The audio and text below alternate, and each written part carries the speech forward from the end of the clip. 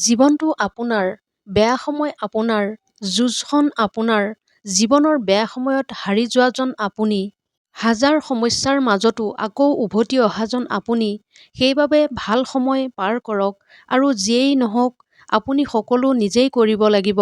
আপুনি মাথো আপোনাৰ প্ৰিয়, সেইবাবে নিজকে সময় দিয়ক, আপোনাৰ কেৰিয়াৰক সময় দিয়ক, এদিন সকলো ঠিক হৈ যাব। নিজক ভালে ৰখাৰ উপায় এটাই, নিজৰ মাজত এক শক্তিশালী মানসিকতা সৃষ্টি কৰক। আনৰ কথা আওকাণ কৰিবলৈ মনটো কঠিন কৰি তোলক। আনৰ একো কথাক গুৰুত্ব নিদিব। কোনে সমালোচনা কৰিলে, কোনে ঘৃণা কৰিলে, কোন গুচি গ'ল, কোনে অৱহেলা কৰিলে, সেইবোৰ ভাবিবলৈ বাদ দিয়ক। আনৰ কথাত মন নিদিব, দেখিব আপোনাৰ সঁচাকৈ ভাল হ'ব। সমাজত আমাৰ বাবে বেয়া, আমাৰ ক্ষতিকাৰক কিছু ব্যক্তি সোমাই থাকে।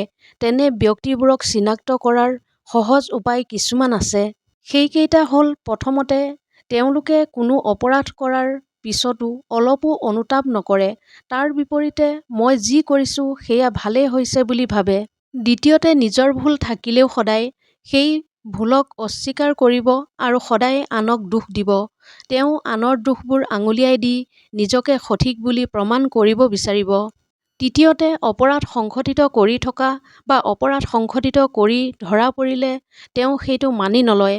তেওঁক আনে ফচাইছে বুলি বা নিজকে ভুক্তভোগী বুলি প্ৰমাণ কৰিবলৈ অপ্ৰাণ চেষ্টা কৰিব আৰু আৱেগিকভাৱে আনৰ সহানুভূতি লাভ কৰিবলৈ চেষ্টা কৰিব। আনৰ বাবে বা এখন সমাজৰ বাবে বিষাক্ত ব্যক্তিসকলৰ এই তিনিটা লক্ষণ থাকিব লাগিব।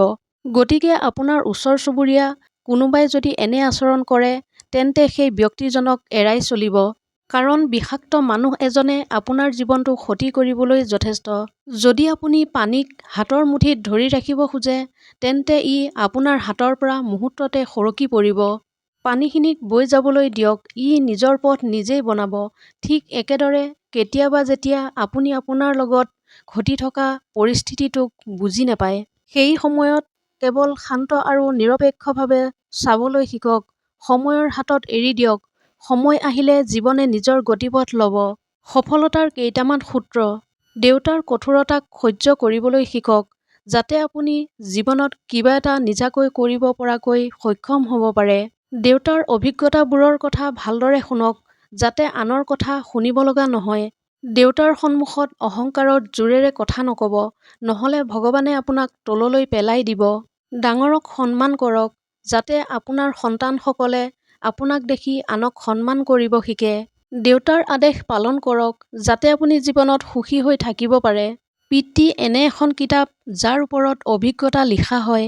যি মানুহে আপোনাৰ পৰিস্থিতি আৰু আপোনাৰ পৰিয়ালক মানি নোলোৱাকৈ আপোনাক সকলো সময়তে নিয়ন্ত্ৰণ কৰিবলৈ চেষ্টা কৰে, তেনে ব্যক্তিৰ লগত কেতিয়াও নাথাকিব।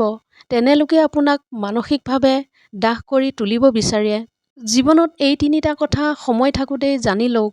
ধন সম্পত্তি হেৰাই গ'লে আপোনাৰ পৰা একো হেৰাই নাযায়, কষ্ট কৰিলে আকৌ গোট খাব। স্বাস্থ্য হেৰাই গ'লে জীৱনৰ পৰা আধা সময় হেৰাই যায়। কিন্তু যদি আপুনি আপোনাৰ স্বভাৱ চৰিত্ৰ এবাৰ হেৰায়, তেতিয়া আপোনাৰ পৰা সকলো হেৰাই যাব। সিংহৰ দৰে জীয়াই থাকিবৰ বাবে যদি আপুনি অকলশৰীয়া হ'ব লগা হয়, যদি হৃদয়ত আঘাতো লাগে, যদি ভোকত আনে দলিয়াই দিয়া আহাৰক লাথ মাৰি লঘোণে থাকিব লগা হ'লেও সতেজ চিকাৰলৈ অপেক্ষা কৰিব লগা হয়, তথাপি সেই জীৱন কুকুৰৰ নিচিনাকে কেৱল আহাৰ নিদ্ৰা আৰু চিঞৰ বাখৰ কৰি মৃত্যুলৈকে আনৰ ওপৰত নিৰ্ভৰ কৰি সুখেৰে জীয়াই থকা জীৱনটোতকৈ বহুগুণেই শ্ৰেষ্ঠ। অকলে যুঁজক, অকলে সংগ্ৰাম কৰক, কিয়নো জাকত থকা শিয়াল কাহানিও ৰজা হ'ব পৰা নাই। অৰণ্যত ৰাজত্ব সদায় অকলশৰীয়া সিংহইহে কৰিব পাৰে। আনে সহযোগ কৰিছেনে নাই, কোনে কি কৈছে, কোনে আপোনাৰ সফলতাত জ্বলিছে, সেয়া চাই সময় নষ্ট নকৰিব। যদি ৰজা হ'ব খোজে, সকলো গছকি নিজৰ পথত গৈ থাকক। মনত ৰাখিব, যি সাহসেৰে আগলৈ খোজ দিব, সেইসকলৰ বাবেহে এটা নতুন পথৰ সৃষ্টি হয়।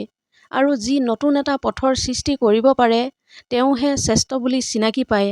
যদি ভিডিঅ'টো আপোনালোকৰ ভাল লাগিল, তেনেহ'লে চেনেলটো ছাবস্ক্ৰাইব কৰিবলৈ নাপাহৰিব। ধন্যবাদ।